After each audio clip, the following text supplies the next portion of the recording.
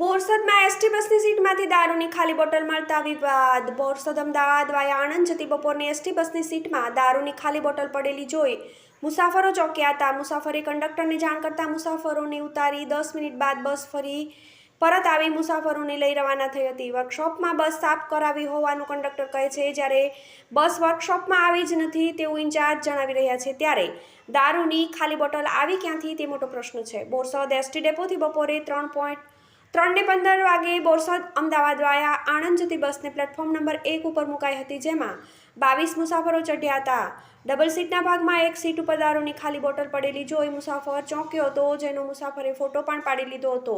બાદમાં મુસાફરે કંડક્ટરની સીટ પર પડેલી દારૂની ખાલી બોટલ બતાવી હતી। બાદમાં કંડક્ટરે ગાડી સાફ કરવાનું કહી તમામ મુસાફરોને ઉતારી બસ વર્કશોપમાં લઈ જવાઈ હતી। 10 મિનિટ બાદ બસ ધોવાઈને પાછી બસ લાગતા મુસાફરોને લઈને રવાના થઈ હતી।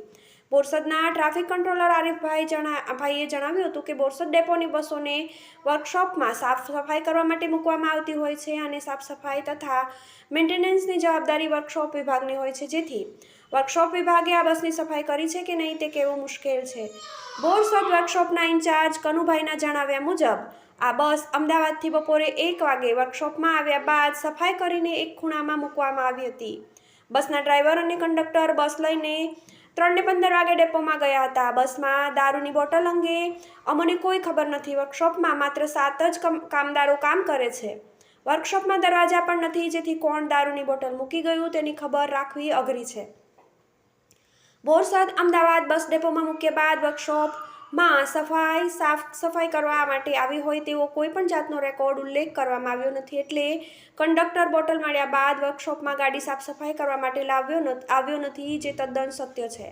બોરસદ અમદાવાદ એસટી બસના કંડક્ટરનો ટ્રાફિક કંટ્રોલરે મોબાઈલથી સંપર્ક કરી બોટલ અંગે પૂછતા મને મુસાફરોએ સીટ ઉપર પડેલી બોટલ અંગે જાણ કરી હતી, જેથી મેં મુસાફરોને ઉતારીને વર્કશોપમાં ગાડી લઈ ગયો હતો અને સાફ કરાવી હતી।